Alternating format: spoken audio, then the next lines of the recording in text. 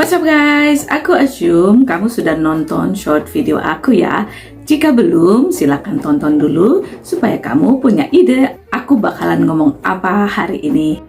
Banyak banget yang nanya bagaimana caranya kerja di Selandia Baru. Contohnya ini, lalu ini, dan ini. Sebab itu hari ini saya akan memberitahu bagaimana caranya agar kamu bisa bekerja di sini. Lalu saya juga akan bicara tentang bidang kerja apa yang dibutuhkan, serta sebuah website tempat kamu bisa mencari pekerjaan di sini. Jadi kudu nonton sampai habis ya, jangan di skip.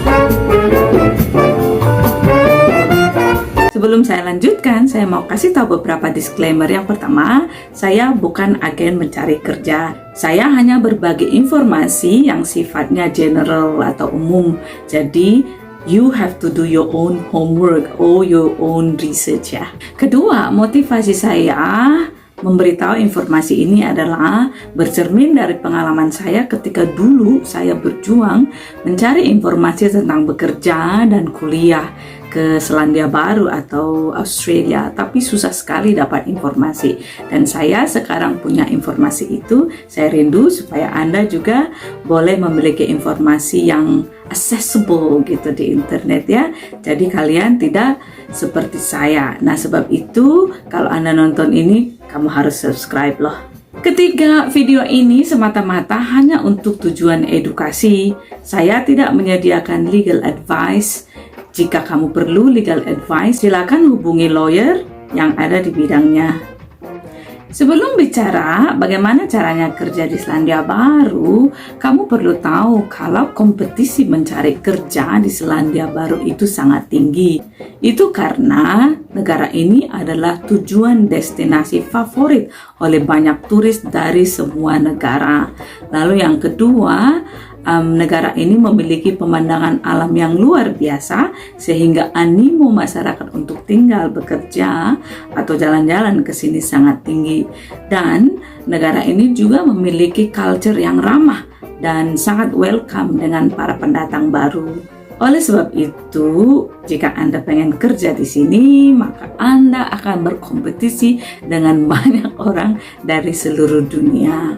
Nah, karena Selandia Baru itu negara maju dan karena tingginya permintaan orang untuk kerja di sini, maka nyari kerja di Selandia Baru itu susah alias susah.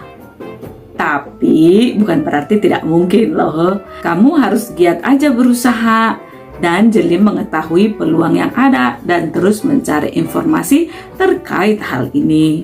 Mari kita lanjutkan. Nah, karena hal-hal tersebut di atas, maka Selandia Baru sangat selektif dalam merekrut para imigran. Hanya orang-orang yang punya talent khusus yang mereka tidak bisa cari di dalam negeri atau ada di dalam negeri tapi kekurangan tenaga kerja yang mereka rekrut dari luar negeri. Dan kalaupun misalnya skillnya sudah ada, kamu juga harus memiliki kemampuan bahasa Inggris yang mumpuni, karena bahasa di sini adalah bahasa Inggris ya. 1 dari 3 bahasa yang ada di sini itu adalah bahasa Inggris. Jadi kalau misalnya nggak bisa bahasa Inggris, ya gimana nanti mau berkomunikasi di tempat kerjanya kan? Nah, sebab itu teman-teman harus self-assessment dulu. Tanya ke diri sendiri, 1, apakah skill kamu ada di skill shortage list yang kekurangan di sini. Yang kedua, punya kemampuan bahasa Inggris. Ketahui hal penting ini sebelum kamu berniat untuk mencari pekerjaan di sini. Yang pertama, agar bisa bekerja di Selandia Baru, kamu perlu izin kerja atau visa untuk bekerja secara legal yang dikeluarkan oleh Departemen Imigrasi negara ini. Ini berlaku untuk orang-orang yang bukan warga negara New Zealand dan Australia. Kedua, bukan orang yang memiliki izin khusus tinggal dan bekerja di Australia dan New Zealand. Untuk bisa mengajukan visa kerja, kamu harus memenuhi 1 dari beberapa syarat berikut ini. Saya mulai dari yang paling gampang dan yang paling susah. Yang pertama, kalau kamu punya partner atau pasangan yang memiliki residensi di sini atau warga negara sini, dan ingin tinggal bersama dan bekerja di sini. Partner yang dimaksud tidak melulu harus warga negara New Zealand, tapi bisa juga orang lain sepanjang mereka memiliki izin tinggal permanen di sini, bisa residensi atau permanen resident atau PR.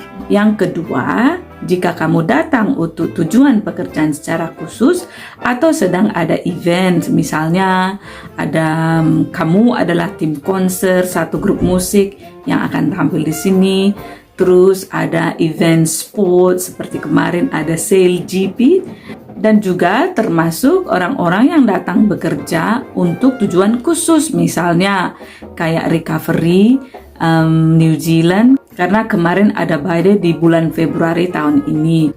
Satu lagi, ini termasuk juga kerja yang seasonal sifatnya, yakni kerja memetik buah atau bekerja di pertanian atau perkebunan dan peternakan.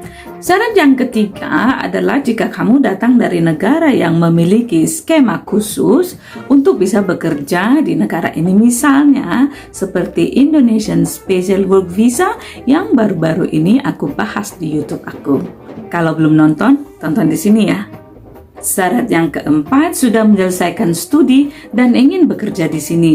Level studi yang dimaksud adalah level 7 ke atas, yakni kuliah S1 ke atas. Contohnya seperti aku yang datang ke sini tahun 2017, kuliah postgraduate diploma itu adalah program kuliah 1 tahun dan levelnya itu level 8. Jadi aku eligible untuk mendapatkan post study work visa, bisa bekerja sesudah kuliah itu selama 3 tahun. Yang kelima, sudah mendapatkan penawaran pekerjaan dari sebuah perusahaan yang terakreditasi di negara ini. Perusahaan yang terakreditasi adalah perusahaan yang memiliki izin khusus dari imigrasi untuk bisa merekrut imigran dari luar Selandia Baru. Dan yang menjadi target mereka adalah orang-orang yang memiliki talent atau skills yang dibutuhkan di negara ini, bukan semua pekerjaan ya. Jadi tidak semua perusahaan bisa merekrut dari luar. Tidak semua perusahaan bisa memberikan kamu sponsor, tidak semua perusahaan bisa memberikan kamu pekerjaan. Hanya perusahaan yang terakreditasi yang diberi izin. Dan tidak semua pekerjaan dibutuhkan, hanya skill-skill yang kekurangan di sini atau tidak bisa dicari di sini. Lalu skill apa aja yang dibutuhkan? Kamu bertanya dan saya jawab. Pahami benar-benar hal ini agar bisa assess diri kamu sendiri. Apakah kamu eligible atau memenuhi syarat atau tidak? Karena aku banyak mendapat pertanyaan-pertanyaan kocak tentang bidang-bidang pekerjaan yang mudah didapat di sini, tidak perlu meng-hire imigran. Jadi bidang-bidang itu adalah yang pertama, bidang pertanian atau agriculture. Tapi kalau yang ini agak sulit karena yang diminta adalah level manager semua. Jadi skip aja kali ya, kecuali Anda seorang manager dan memiliki kualifikasi. Yang kedua, di bidang construction seperti construction manager. Ini saya sebutkan job titlesnya ya. Yang pertama seperti construction manager, terus project builder, quantity surveyor, dan surveyor. Cuman ada 4 di bidang construction. Yang ketiga di engineering atau insinyur ya. Engineering itu meliputi calibration, chemical, civil, electronic, electrical, environment, terus ada bagian fire safety, structure, geotechnical, telecommunication, terus ada juga bagian test and aviation or naval shipbuilding. Berikutnya bagian health and social services. Ini meliputi bagian kesehatan dan social service. Nah ini yang paling banyak guys. Saking banyaknya saya tidak bisa sebutkan. Kalau mau tahu listnya, cek di detail imigrasi website ya. Nah, aku sebutkan beberapa nih, misalnya kayak anesthetist, cardiologist, kayaknya semua yang is-isnya itu ada gitu, dermatologist, clinical psychologist, oncologist, ya kan? Terus ada yang midwives, bidan, dan juga ada nurses, perawat. Lalu ada yang OT, occupation therapy, speech therapist, terus ada ahli bedah, vet, dokter hewan, terus ada guru TK, early childhood teacher, and also secondary school teacher. ICT and Electronics and Telecommunication roles ini meliputi bagian komputer, elektronik, dan telekomunikasi ya. Yang ini ada analysis programmer, terus Chief Information Officer, developer programmer, ICT manager, terus ada manager lain, ICT project manager, ICT security specialist, multimedia specialist, terus ada software engineer, software tester, dan juga ada software and application programmers. Yang keenam adalah primary industry and science roles. Ini meliputi environmental research scientist, food technologies, atau food technologies itu apa ya kalau di Indonesia? Teknologi makanan kah? Teknologi makanan atau teknologi pangan. Lalu computer science or geography. Yang terakhir bagian trades seperti automotive electrician, terus diesel motor mechanic, lalu electrician general, dan plumber atau tukang ledeng. Tukang benari itu tuh kalau sing rusak tuh kayak gitu dibutuhkan di sini. Beberapa pekerjaan ini mengharuskan kamu harus memiliki sertifikasi atau terregistrasi di bidang yang terkait. Misalnya untuk guru sudah harus terregister di New Zealand Registration Body, yaitu Teaching Council-nya New Zealand, dan memiliki practicing certificate gitu. Jadi kalau menjadi guru di sini nggak boleh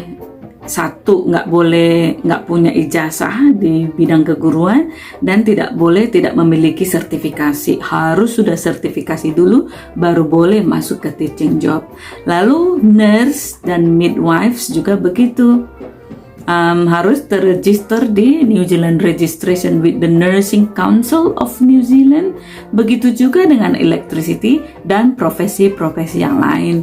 Jika kamu melihat daftar pekerjaan yang dibutuhkan di sini, nanti listnya aku taruh di link. Kamu harus perhatikan apakah ada tulisan registered kayak gitu ya. Jadi itu harus sebelum satu perusahaan memberikan kamu pekerjaan, kamu sudah harus terregister dulu gitu.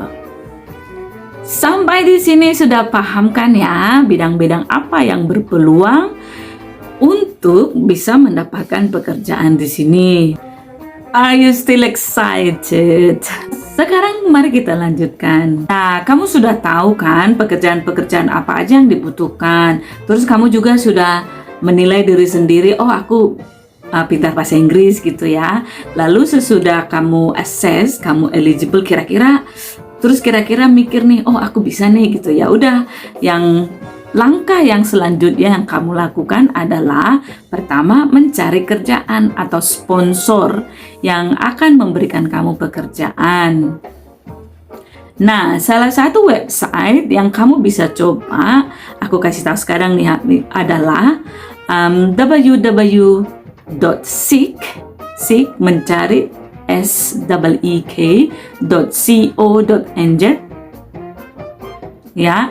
Lalu kamu masukin pekerjaan kamu dan lihat syarat-syarat yang diperlukan. Misalnya sudah lihat di Seek pekerjaan, oh ada nih cocok nih. Ya udah, kamu tinggal apply aja langsung. Saran aku buat profil kamu di website pencari kerja untuk mencari kerjaan agar sistemnya bisa memberitahu kalau ada pekerjaan yang cocok untuk kamu. Itu dia guys, informasi yang kamu harus tahu jika ingin bekerja di Selandia Baru. Bagaimana? Apakah aku sudah menjawab pertanyaan kalian?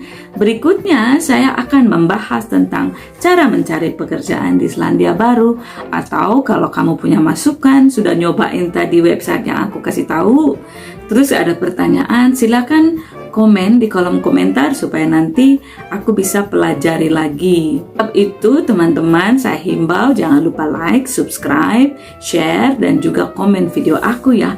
Kamu tahu bikin satu video singkat seperti ini memerlukan waktu yang lama untuk saya, dan saya memberikan informasi ini secara gratis. Sampai bertemu kembali. You be alright. Alright.